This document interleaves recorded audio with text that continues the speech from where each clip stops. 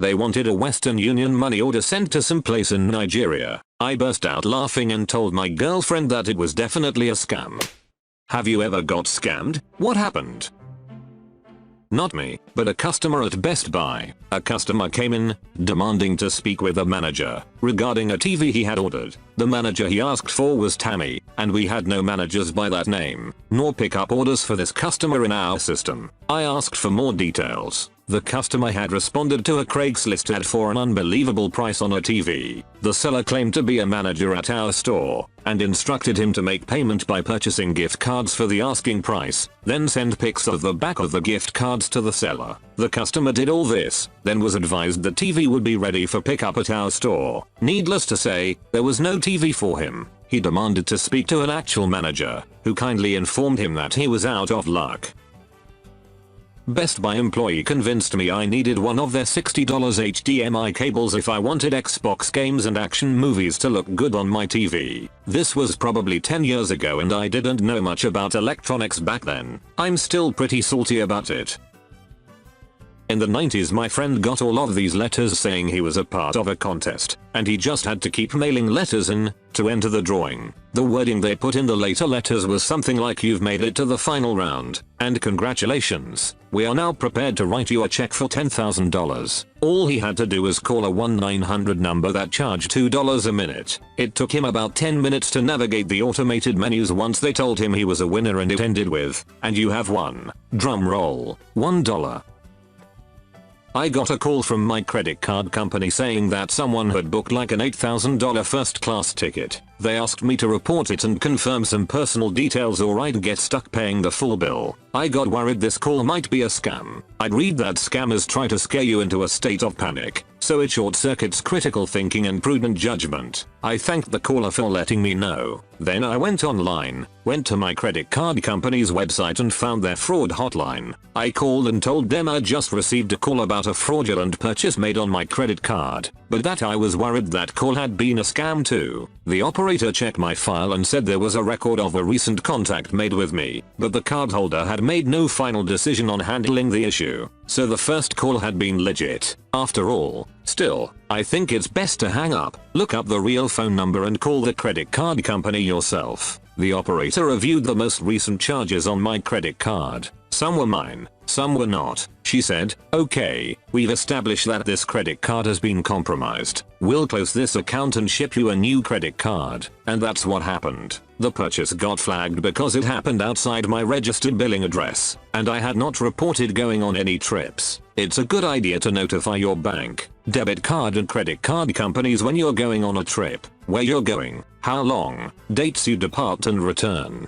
Don't forget to include places where you're stopping over or transferring planes, in case you need to make an emergency withdrawal at a transfer airport. Depending on the company, you can fill out a travel notification form in your online account, or make a phone call to the company. A British guy I met at a hostel in Vietnam didn't notify his bank he was going traveling, so when he tried to make a withdrawal from an ATM in Vietnam, it was flagged as suspicious and his account was frozen. He had to call up his bank, prove his identity and deal with the bank rep to regain access to his account. Getting back on track, that incident with the plane ticket actually spurred my interest in reading about fraud. This was the best book I've read so far on credit card identity theft. It's non-fiction. It uses the case of one hacker as a window into covering the whole illegal identity theft industry.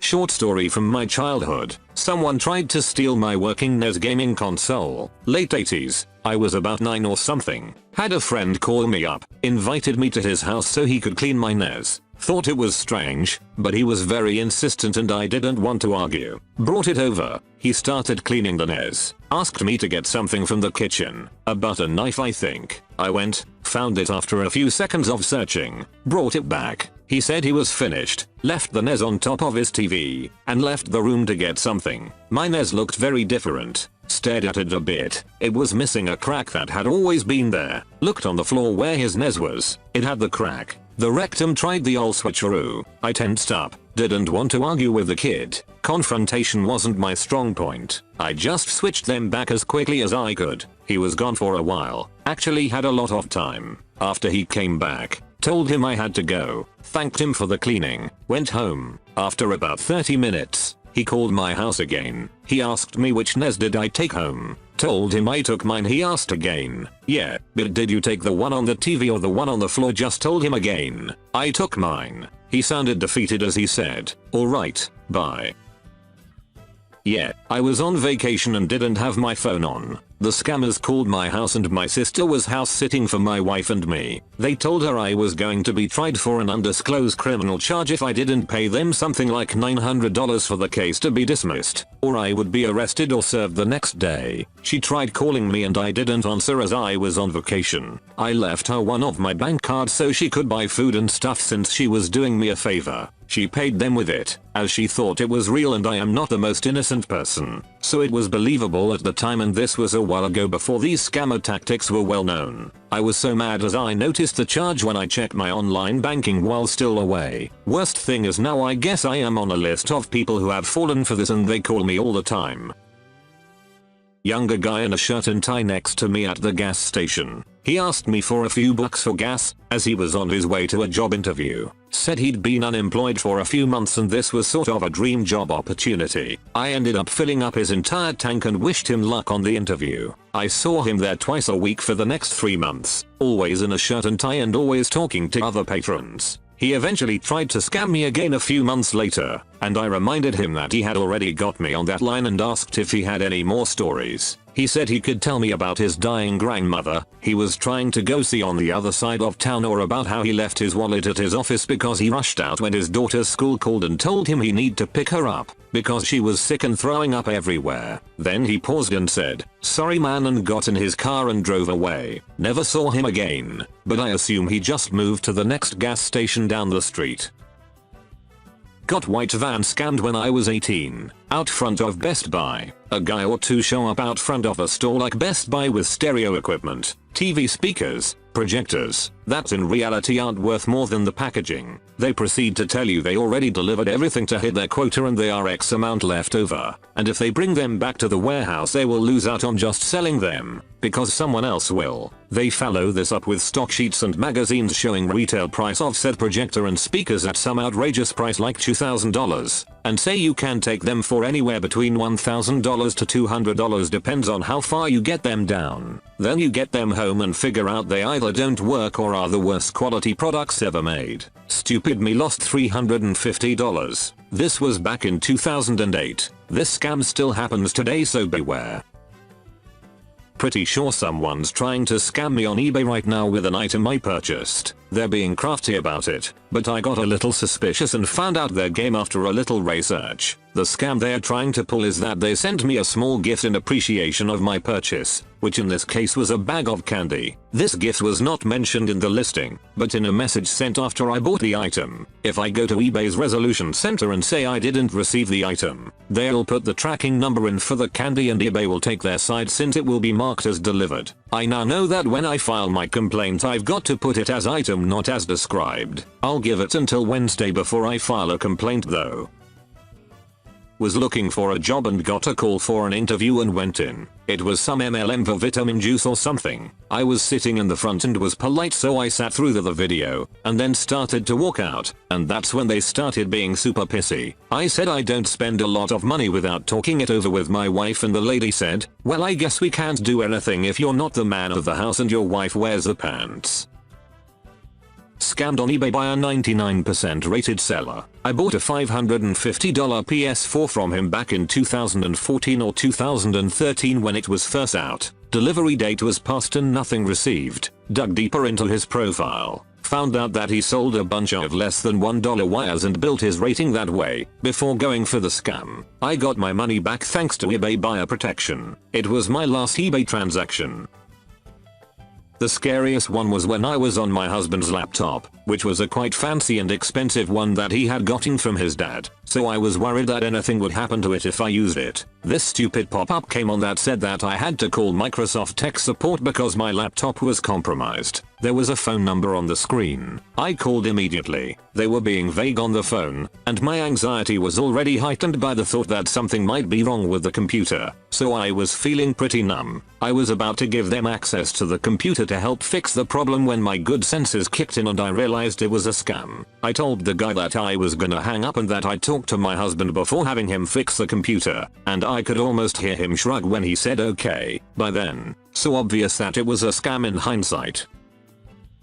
Almost, but I caught it. Me and my then girlfriend were looking for a new apartment as our lease was coming up. There was a post on Craigslist and the place was exactly what we had been looking for and the right amount. The landlord was a couple from the area but were on a mission trip out in Malaysia working with sick kids, and they weren't able to get us in for a showing, but we could drive past the house and get a look at it. Within the next few hours of contact with them, they got really pushy and were pretty much demanding us to make the decision and to send them $150 deposit to hold the apartment for us. My ex was the one doing all the communicating. Since I was at work and when she was telling me, all of this red flags started going up as soon as they were trying to get money out of us. I told my ex that it was most likely a scam if they weren't going to allow us to walk through the apartment, and are trying to get a deposit out of us sight unseen. She assured me that it wasn't a scam and gave me all of their info so I could send the money. They wanted a Western Union money order sent to some place in Nigeria. I burst out laughing and told her that it was definitely a scam. We got into a big argument and I had to go down the list of things that I saw wrong with the scenario. 1. Not letting us see the apartment before signing a lease.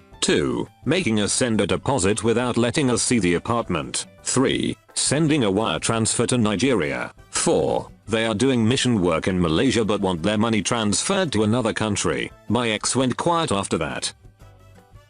I pre-ordered a game from GameStop, and the clerk told me there was a $5 pre-order charge that would be taken out of the price when you picked it up. Went to pick the game up, and had to pay full price. Hope you enjoyed scamming a 9-year-old that took a week to earn that precious $5 from mowing lawns, you rectum.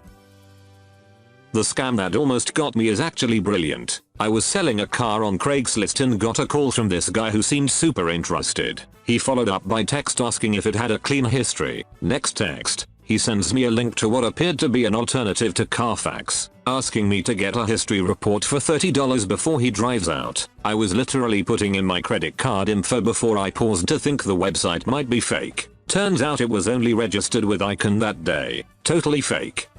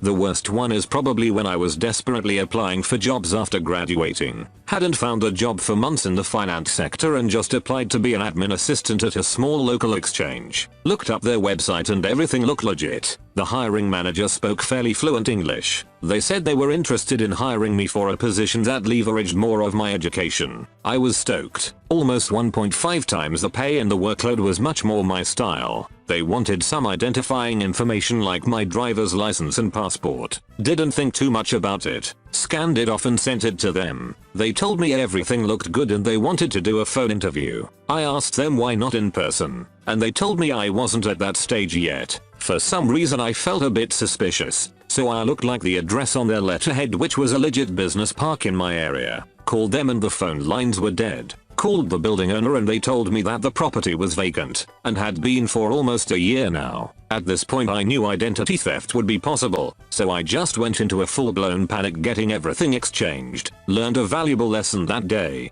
Didn't lose anything, but hell if my personal information is floating around somewhere. The comment of the day is from Gerald Sandoval. Gerald wrote, "Music is too loud and distracting. Will not click on your site again." Sorry Gerald, I had trouble understanding you. The music was too loud, or you were too quiet. Anyway, thanks for watching Radio Reddit. Hit the subscribe button and activate the bell. And remember, many scammers get away because people are too ashamed to admit being scammed. This goes especially for internet marketing schemes. So please don't be, and share your now stories in the comments. No one needs to be ashamed.